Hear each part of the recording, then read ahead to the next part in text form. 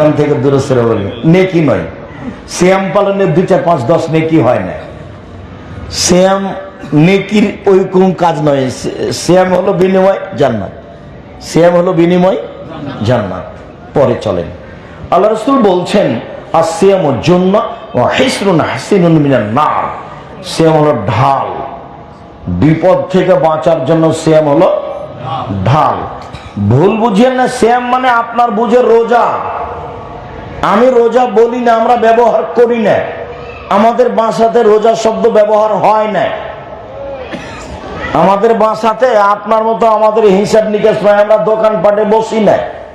আমার মা যখন বাড়ি থেকে পড়তে পাঠাতেন ছোটকালে, আমার মা বলতেন আব্বু শোনো, 1 প্রাইভেট পড়ায় না, 2 দোকানে বসিও না, 3 বন্ধুতালি করো না, 4 দাওয়াত খায়ও না। এ বলে আমার মা বাড়ি থেকে বিদায় করতেন। আমার মা কিন্তু নিরক্ষর। 1 দোকানে বসিও না, 2 প্রাইভেট পড়ায়ও না, 3 বন্ধুতালি করো না, 4 মানুষের বাড়িতে দাওয়াত খায়ও না। কি যে বুঝতেন আমার মা। আমরা দোকানে বসি না। প্রতিষ্ঠানের ভিতরে যে দোকান আছে সেখানে কোনোদিন বসি না। বিশাল প্রতিষ্ঠান রাজশাহী, যেটা আছে 40 বিঘা জমির উপরে। মেয়েদের যেটা রেডি হচ্ছে সেটা প্রায় ৭০ বিঘা জমির উপরে। রূপগঞ্জ ঢাকা যেটা আছে বাণিজ্য মেলার পিছনে, এটা প্রায় 100 বিঘা জমির উপরে। বাংলাদেশের সবচেয়ে বড় প্রতিষ্ঠান আয়তনে, সবচেয়ে বড় প্রতিষ্ঠান ছাত্র সংখ্যায়, সবচেয়ে বড় প্রতিষ্ঠান শিক্ষক সংখ্যায়। গুণে মানে সৌদি আরবের শিক্ষক আছেন, ইন্ডিয়ার শিক্ষক আছেন, দেশের আছেন। প্রতিষ্ঠানের নাম জামিয়া সালাফিয়া।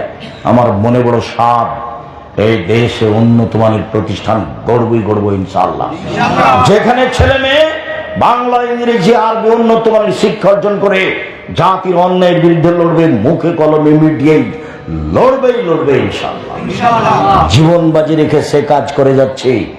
সম্মানিত দিনী ভাই বোন, বলছিলাম যে সিয়াম পালন করে হলো ঢাল, সিয়াম পালন করে হলো হিসনুন হাসিনুন, নিরাপদ স্থান জাহান্নাম থেকে বাঁচার জন্য। সিয়াম পালন করো, নিরাপদ স্থানে চলে যাবা।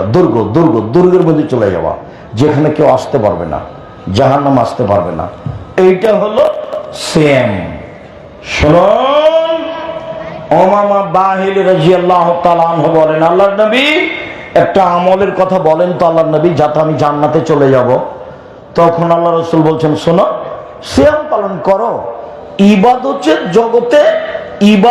জগতে সিয়ামের মতো কোনো ইবাদত নেই। ইবাদতের জগতে সিয়ামের সমপর্যায়ের কোনো ইবাদত নেই।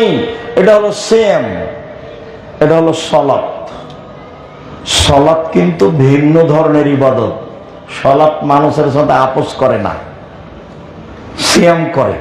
যেটা আজকে আলোচনা করছি সেটা করে, আপোষ করে। কি, আপনি অসুস্থ আছেন, পরে করে, এই যে আপোষ করলো। হজ কিন্তু আপোষ করে, এবছর করবেন না, আচ্ছা ভাইজান ঠিক আছে সামনে বছর হজ করে, এই যে আপোষ করলো। যাকাত 2 মাস আগে দেন, এই যে আপোষ করলো। 20 দিন 1 মাস পরে দেন, দিলেই হলো, এই যে আপোষ করলো। সালাত জি না, অজু করে করতে হয়, পানি নেই, তায়াম্মুম করে করেন, মাটি নেই তো অজু ছাড়া তায়াম্মুম ছাড়া এমনিতেই পড়েন। বলছি কেবলা দিকে মুখ করে সালাত আদায় করতে হয়, কেবলা বোঝা যায় না, এমনিতেই পড়েন। দাঁড়িয়ে পড়তে হয়, দাঁড়িয়ে থাকতে পারি না, বসে পড়েন। বলে বসে থাকতে পারি না, শুয়ে পড়েন। পরিষ্কার কাপড় পরে সালাত আদায় করতে হয়, পরিষ্কার কাপড় নেই, আরে যাতে পেশাব পায়খানা লেগে আছে সেটা পরেই পড়ো। বলে পরিষ্কার অপরিষ্কার কোনো কাপড়ই নাই, যে কোনো উলঙ্গ অবস্থা আছে, বলে এভাবেই পড়ো। অবাক ইবাদত। স্বামী পড়ে, স্ত্রী পড়ে না, তো বিভাগ কেটে গেছে। আরবি বিদ্বানেরা বলছেন যে অলসতা করে পড়ে না, ও যদি মারা যায় তাহলে হিন্দুদের শ্মশান ঘাটে তাকে ফেলে দিবা, মুসলমানের কবরস্থানে তার কবর হবে না। ইমাম আবু হানিফা রাহিমাহুল্লাহ বলেন, অলসতা করে নামাজ ছেড়ে দিলে তাকে জেলখানে বন্দি করে পিটিয়ে নিয়মিত পড়াতে হবে। এই ভিন্ন ধরনের ইবাদত। গাড়িতে উঠে আছেন, শিকল ধরে আছেন, ঠেলে ঠেল মানে না, নামাজের টাইম পারি হয়ে যাচ্ছে, এইভাবেই পড়েন, এইভাবেই পড়েন। অবাক ইবাদত, অবাক। এরপরে বলি, এটা হলো সিয়াম, এটা হলো সালাত। সালাত সিয়ামের মতো জি না। কেন? আল্লাহ নবী বলেছেন এর মতো কোনো ইবাদত পৃথিবীতে নেই। এবার বলি, সালাত সিয়ামের সমপর্যায়ের জি না। আল্লাহ নবী বলেছেন সিয়াম এমন ইবাদত যার সমপর্যায়ের ইবাদত পৃথিবীতে নেই। তাহলে সিয়াম কি হলো? ভিন্ন ধরনের ইবাদত, যার মতো কোনো ইবাদত নেই, যার সমপর্যায়ের কোনো ইবাদত নেই। চলেন দেখি, জান্নাতে যখন মানুষ ঢুকবে তখন 8টা দরজা আছে। জান্নাতে একটা, দরজা 8টা। জাহান্নামে একটা, দরজা 7টা। জান্নাত একটা, দরজা 8টা। সব ঢুকবে। তো 8টা দরজা ঢুকবে, তখন ফেরেশতারা ডাকবেন, আসেন আসেন, যারা সালাত আদায় করেছেন এই দরজা দিয়ে আসেন, এই দরজা দিয়ে আসেন। আসেন যারা হজ করেছেন এই দরজা দিয়ে আসেন, যারা দান করেছেন এই দরজা দিয়ে আসেন, যারা সিয়াম পালন করেছেন এই দরজা দিয়ে আসেন।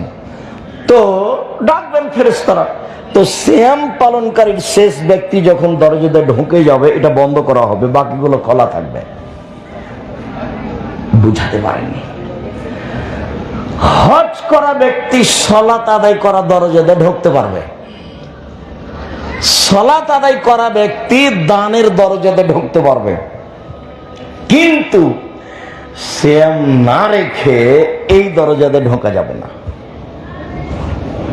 এটা শুধু সিয়ামের জন্য খাস। বাকিগুলো খোলা আছে, 7টায় খোলা আছে। কোনটা বন্ধ হয়ে গেছে? এটা বন্ধ হয়ে গেছে। সিয়াম, হাদিস বুখারী মুসলিম। আমি কি বুঝাতে পেরেছি না আবার বলবো? কি ভাইজান বোঝা গেছে? মানে এটা হলো সিয়ামের জন্য দরজা, সিয়াম পালনকারীরা যাবে। তো অন্য ইবাদত দিয়ে এইটাতে ঢুকতে পারবে না। বাকি 7টা খোলা আছে। যান, সালাত আদায় করেছেন তো এটা দিয়ে ঢোকেন, বলে দান করেছেন তো ওটা দিয়ে ঢোকেন। এই সিয়াম ভিন্ন ইবাদত। চলেন, 4-5টা জিনিস বিচারের মাঠে কথা বলবে আপনার পক্ষে। 1 সিয়াম, 2 কোরআন, 3 কালো পাথর হাজরে আসওয়াদ। হজ যদি কবুল হয় তাহলে কালো পাথর আপনার পক্ষে বিচারের মাঠে কথা বলবে। 4 আঙ্গুল, তাসবিহ দানা দিয়ে কোনোদিন তাসবিহ গুনবেন না। শশাঙ্ক আঙ্গুল বিচারের মাঠে আপনার পক্ষে কথা বলবে, তাসবিহ দানা বলবে না। বরং তাসবিহ দান আরেকটা বিপদ আছে, সেটা কি? তাসবিহ হাতে নিলেই খালি মনটা একটু চায় যে লোক দেখুক না, তাই না? তো এ তো জাহান্নামে চলে গেছে, ঢোকেনি কেন? মরেনি এজন্য। লোক দেখানো আমলের বিনিময় জাহান্নাম। মাওলানা দিয়ে জাহান্নাম উদ্বোধন হবে। কাকে দিয়ে? মাওলানা দিয়ে জাহান্নাম উদ্বোধন হবে। খুব ভয়াবহ কথা। 2 দানকারী দিয়ে জাহান্নাম উদ্বোধন হবে। খুব ভয়াবহ কথা। 3 শহীদ দিয়ে জাহান্নাম উদ্বোধন হবে। মাওলানা মানে বিশাল ব্যাপার। আল্লাহ নবী বলছেন নবীগণ চলে গেছেন, তার স্থানে কে কাজ করছে? আলেম ওলামা। এর সম্মান অনেক বেশি। কিন্তু যখন তার কাজ হবে, কথা হবে, বক্তৃতা হবে, দিন প্রচার, মানুষকে দেখানো, মানুষকে আকৃষ্ট করা, তখন বিনিময় কি হবে? জাহান্নাম। শহীদ দেখাচ্ছে যোদ্ধা আমি, তখন বিনিময় জাহান্নাম। দান, মৌলানা সাহেব একটু বলেন না, 5,000 টাকা দিলাম, চেয়ারম্যান সাহেব 5,000, বলে দাও না। চেয়ারম্যান সাহেব 5,000 টাকা দিলেন, এত ব্যস্ত কেন? চেয়ারম্যান সাহেব বলছেন, বলো না, বলে দাও চেয়ারম্যান সাহেব 5,000 টাকা দিয়েছে। বিনিময় কি? বিনিময় জাহান্নাম। দান তো এভাবে এ হাতে করবে, এ হাত বুঝবে না, মানে গোপনে করার চেষ্টা করবে। বিনিময় অনেক, বিনিময় অনেক। সম্মানিত দিনী ভাই বোন, বলছিলাম বিচারের মাঠে 5টা কথা বলবে জিনিস।